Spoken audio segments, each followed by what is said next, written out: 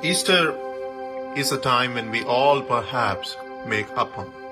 Appam is the typical Kerala dish that people make for Easter morning.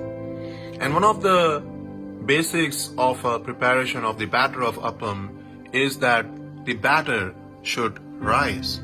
Like we see here, it has risen. And it has not only risen, but it has also overflowed here.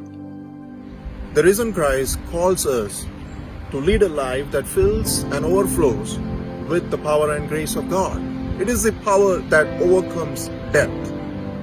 The risen Christ entrusted Mary Magdalene to go and tell the disciples that he is risen. Mary Magdalene would have perhaps been filled and overflowed with joy. But Christ told her to go. Overflow has a meaning to be on the move. But go has a meaning to move with a purpose. Jesus tells us to go. Go stands for getting out of our fear, out of our anxieties.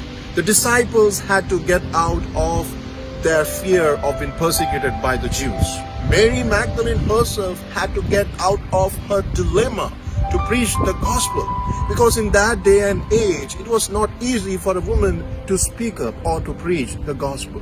Jesus says to us to go. Go stands for giving ourselves in surrender to the power and grace of God. This requires discipline. This requires submitting before God. If the disciples would have continued to do what they did when Jesus was with them, and what did they do?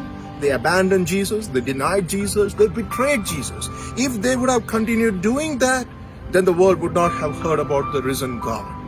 But they disciplined themselves and they grew in the values of the kingdom of God, and because of that, we have heard about the risen God and the beauty and the healing and the miracles of the risen God. Jesus tells us to go. Giving ourselves requires us to believe in this risen God, and that with God everything is possible.